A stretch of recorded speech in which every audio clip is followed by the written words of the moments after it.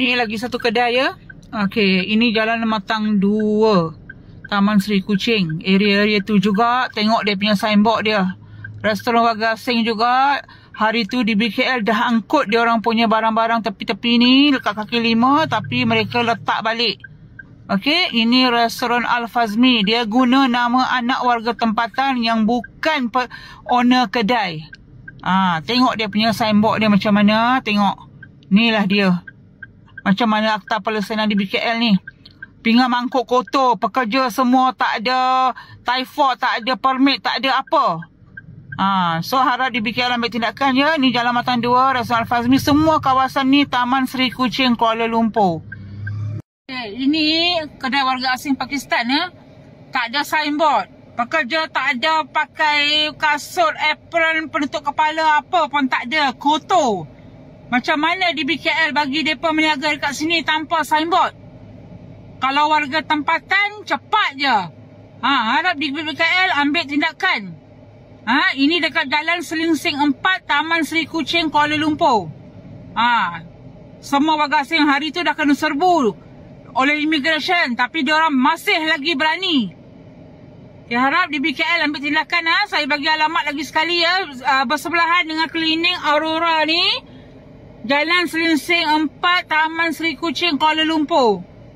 Semua kawasan kedai ni melanggar akta pelaksanaan. Daripada Jabatan Kesihatan, diorang tak ada typhoid, tak ada penutup kepala, tak ada apron, tak ada apa.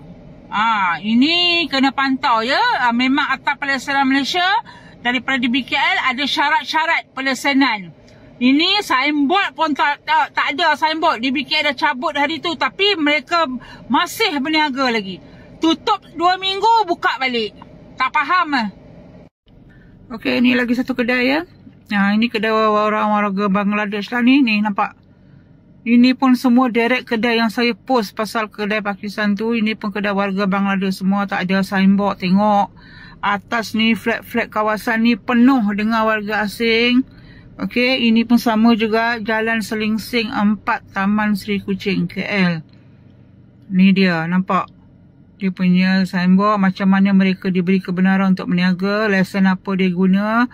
Kalau warga tempatan bagi dia orang sewa, sebab dia orang ni berselindung di sebalik warga tempatan. Maknanya, dia orang ni warga asing yang menjalankan ni, lepas tu dia orang bagi duduk warga asing.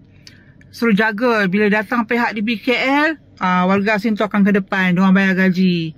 So minta pihak di BKL ambil tindakan. Sebab kawasan ni, Taman Seri Kuching ni, semua flat dihuni oleh warga asing. Maknanya semua refugee lah, Bangladesh, Pakistan, India, semua ada kawasan-kawasan ni. Lepas tu lorong-lorong kotor.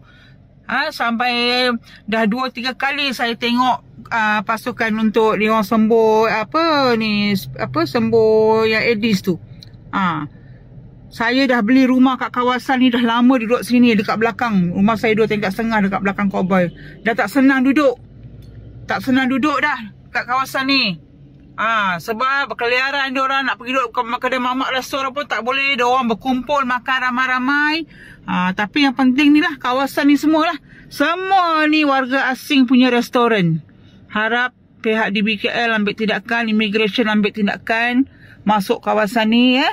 Taman Seri Kuching, KL.